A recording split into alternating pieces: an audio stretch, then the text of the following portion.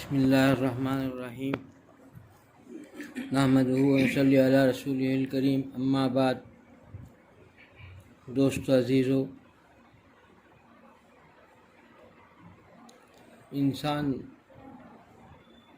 اور ہمیں سے ہر آدمی جب تک اللہ تعالیٰ کے احکامات کی پابندی نہیں کرے گا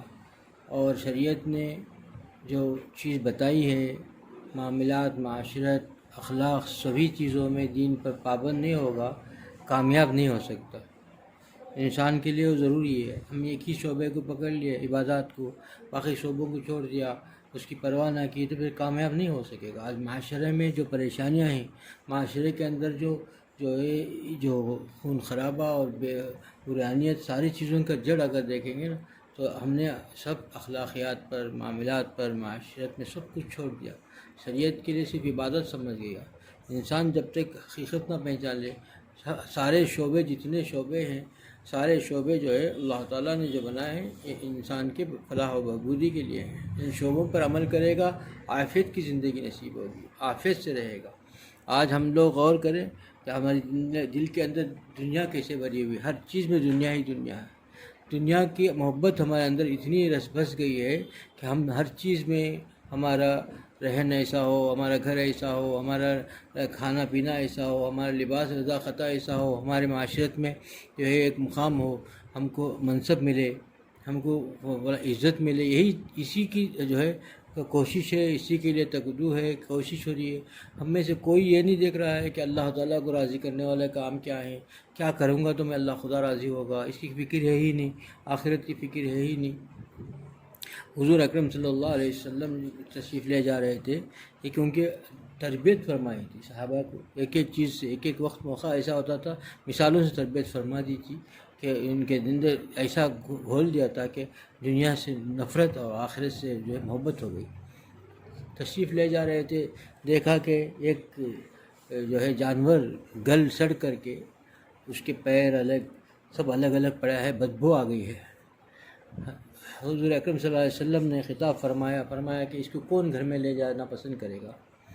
صحابہ اکرام رضوان اللہ علیہ اجمعین نے فرمایا کہ ادب سے کہ اس کو کیسے لیا جا سکتے ہیں کہ اتنی بدبودار اور اتنی گندگی پھیل رہی ہے، اور ایسا گل سڑ کر کے اس کے پورے یہ جو ہے الگ الگ ہو چکے ہیں، اس کو کیسے لے جا سکتے ہیں؟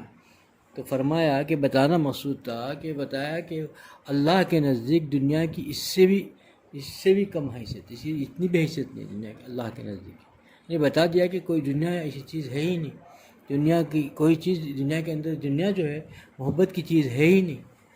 دنیا صرف جو ہے ہمارے لیے ایک امتحان گاہ ہے، تو ہم کو یہاں پر جو ہے جس چیز کی تیاری کرنا ہے وہ کام کرنا ہے، باقی کے یہاں کے رنگ ریلیوں میں اور یہاں کے خوبصورتیوں میں کھو گیا تو نالائق ہی ہے۔ اسی کی وجہ سے ان چیزوں کو نہیں سمجھا انسان، تو اتنی محبت دنیا کی بس گئی، اتنی محبت دنیا سے ہو گئی، دنیا کی چیزوں سے ہو گئی۔ آج دیکھیے اسلام کیا سکھاتا ہے اور ہم کرتے کیا ہے، ہمارے معاشرے کو ذرا غور سے دیکھیں۔ اسلام میں بڑے بھائی جو ہے باپ کے مقام پر ہوتا ہے، اور اس کا ادب باپ کے جیسا ادب کرنا چاہیے۔ چھوٹے بھائیوں کو جو ہے بیٹوں کے مقام پر ہوتے ہیں، ان پر شفقت لازم ہونی چاہیے۔ اب دیکھیں اتنے جھگڑے گھر کے اندر ہیں، بھائی بہن کے لیے اسلام نے کیا سکھایا، بڑوں کو چھوٹوں کو اپنے بھائیوں سے کیسی محبت سکھائی، باپ کا مقام دے دیا بڑے بھائی کو، بیٹے کا مقام دے دیا چھوٹے بھائی کو، لیکن گھر کے اندر ایک بھائی دوسرے بھائی کا چہرہ دیکھنا گوارا نہیں کر رہا ہے، ایک بھائی کا دشمن دوسرا بھائی دشمن بنا ہوا ہے، وہ کہہ رہا ہے کہ بھئی اس نے میرے لیے دشمن بن گیا، میرے لیے ایسا کر دیا، میرے رزق میں رکاوٹ ڈال رہا ہے، میرے جو ہے ترقی میں رکاوٹ ڈال رہا ہے۔ کہاں چلے گیا معاشرہ، کہاں چلے گیا اسلام کا یہ جو بندہ؟ دیکھیے انسان کتنا غلط چلے گیا، دشمنوں کی باتوں میں ایسے کھو گیا، ایسا چیز چلے گیا کہ آج انسان سمجھتا ہے کہ کوئی انسان اس کا نقصان پہنچا رہا ہے، اس کا رزق کم کر رہا ہے، اپنا بھائی اس کا دشمن ہو گیا، اس کی رزق کی ترقی میں کمی آ گئی۔ یہ کیسا شرک ہے اس کے اندر، کہ کیا سوچ رہا ہے انسان؟ یہی چیزیں انسان کو لے ڈوبی۔ آج معاشرے میں جو پریشانیاں ہیں، پہلے یہ کیا تھا کہ پہلے ایک زمانہ تھا کہ انسان تنہائیوں میں رہتا تھا، اپنے گناہ بھی ہو جاتے تھے پرانے زمانے میں، تو گناہ سے توبہ بھی کر لیتا تھا، نیکی کے راستے میں تنہا چلتا تھا۔ جب اس کا جو ہے شادی کا بندھن ہوتا تھا تو نیک عورت کو تلاش کرتا تھا، وہ بھی نیک صورت مل گئی تو اللہ تعالیٰ اس کے بدولت دونوں کو ایسے پہے بنا لیتا تھا کہ ترقی ہی ترقی ہو جاتی تھی۔ آج ہم لوگ اس چیز کو پش پوش ڈال دیا تو آج کیا ہے کہ پہلے جتنی دینداری تھی وہ بھی ختم ہو گئی۔ شادی کے بعد کیا حالات ہوتے ہیں، ایسی زوجہ تلاش کر کے لے کے آتے ہیں جن کے دنیا ہی دنیا بھری ہوئی ہوتی ہے، تو اس کے اندر جو دین تھی وہ بھی دین کا ختم ہو گیا، اور جو اللہ کی تڑپ تھی، عبادت کرتا تھا، وہ بھی ختم ہو گئی۔ اس کے بعد دنیا ہی میں کھو گیا، دنیا ہی میں چلے گیا، کیونکہ اس کا سوچ بدل گئی۔ ساتھی جو ایسا ملا، ساتھی اچھا مل جاتا تھا اس زمانے میں، چونکہ معاشرہ ایسا تھا ہر گھر میں کے اندر جو ہے دین کی ہی دین ترقی ہوتی تھی۔ ہر گھر کے اندر قائصہ رحمۃ اللہ علیہ فرمایا کرتے تھے کہ بھئی آج سے 50 سال پہلے ہر گھر میں بنبناہٹ قرآن کی پڑھنے کی تلاوت کی بنبناہٹ کی آواز آتا تھا، کہ جیسا مکھیوں کی بنبناہٹ کی آواز آتی تھی ایسا ہر گھر سے تلاوت کی آوازیں آتی تھی۔ آج ہمارے گھر کے معاشرے کے اندر ہر گھر سے جو ہے میوزک گانے کی آوازیں آ رہی ہیں، کوئی گانا کوئی بج رہا ہے۔ اب ایسا فون ہاتھ میں آ گیا کہ کوئی عالم بھی ہاتھ اٹھاتا ہے کھولتا ہے تو اس میں ایسے تصویریں آ جاتی ہیں کھولتے ہی، انہیں کچھ اور دیکھنا چاہتا ہے، تلاوت کرنا چاہتا ہے، کوئی بیان کسی کا سننے کے لیے کھول رہا ہے اور آگ کچھ ہو رہا ہے۔ یوٹیوب سے ایک بیان سننا چاہتا ہے یا ایک اللہ کے ولی کا بیان سننا چاہتا ہے، صرف انہیں سماعت کرنا چاہتا ہے، لیکن وہ سماعت کے لیے جب کھولتا ہے تو ایسے تصویریں سامنے آ جاتی ہیں کہ اللہ کی پناہ، اللہ ہی اپنے فضل سے بچا دے۔ پھر ایسا سمجھو کہ پھر کیسے ہم بچ سے پائیں گے، ہمارا حال کیا کدھر جا رہا ہے۔ دوستو عزیزو، حال اتنا خراب، حضرت نظام الدین اولیاء رحمۃ اللہ علیہ کے خدمت میں ایک آدمی حاضر ہوا، آ کر کہنے لگا کہ حضرت میرا بھائی جو ہے میرا بہت دشمن ہو گیا ہے، میرے جو ہے راستے میں کانٹے بچھا رہا ہے، میں بھی اب طے کر چکا ہوں کہ میں بھی اس کو کانٹے بچھاؤں، بہت تنگ آ چکا ہوں میں بھی اب کانٹے بچھانا چاہتا ہوں۔ فرمایا کہ ارے بھائی تم بھی کانٹے بچھاؤ گے، پیاری نصیحت فرما دی،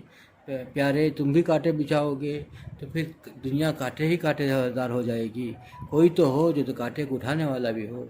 تم جو ہے سبھی جو برا چاہا، تم بھی برا چاہا تو پورا معاشرہ برا ہو جائے گا، کوئی تو ہو جو برائی کو مٹانے والا ہو۔ تو فرمایا کہ دیکھو تمہارا حق کوئی کرے یا نہ کرے، تم ان کا حق جو ہے اس کو ادا کر دو، یہ اسی سے دنیا قائم ہے، اسی سے جو ہے چلے گی۔ پھر تو دنیا کے اندر سبھی ایسے ہو جائیں گے، ایک دوسرے کو برائی چاہنے لگ جائیں گے تو پھر دنیا بری کی بری ہو جائے گی سبھی۔ کچھ تو ہو، کتنی پیاری نصیحت فرما دی کہ دوسرا تمہارا بھائی تمہارا حق ادا کرے نہ کرے، اللہ نے تمہارا حق کیا رکھا ہے ان کے اوپر، وہ تو ادا کرتے رہو۔